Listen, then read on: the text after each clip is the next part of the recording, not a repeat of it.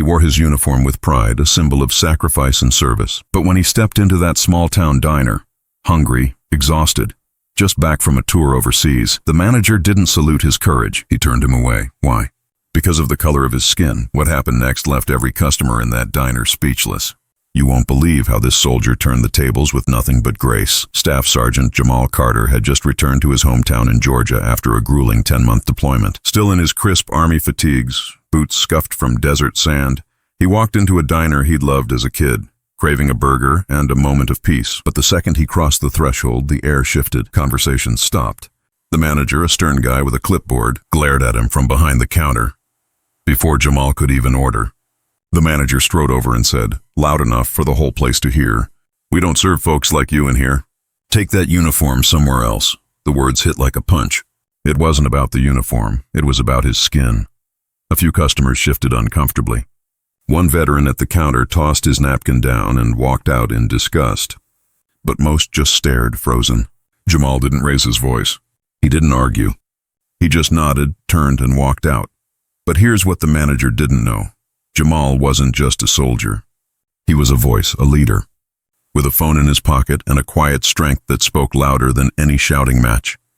Within hours, Jamal posted a simple video on social media. No rage, no accusations. Just him, in his uniform, telling the story with calm dignity. He didn't name the diner. He didn't call for revenge. He just shared the truth.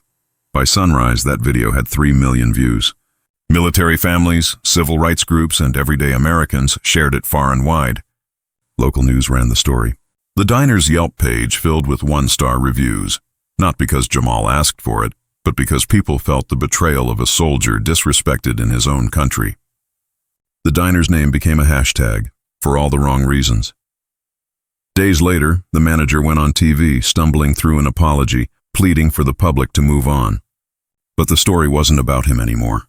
It was about Jamal, and Jamal? He didn't bask in the spotlight. He used it. He launched a fundraiser, not for himself, but for veterans struggling to find work or a home. In just 5 days, it raised $300,000.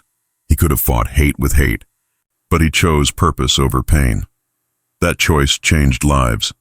So here's the question. If you were Jamal, what would you have done? Would you have walked away? Or would you have stood tall in your own way? Drop your thoughts in the comments. We want to hear them. And if this story hit home, give it a like, subscribe, and share it with someone who needs to hear it. Because in the end, it's not just about wearing a uniform. It's about wearing your values with pride.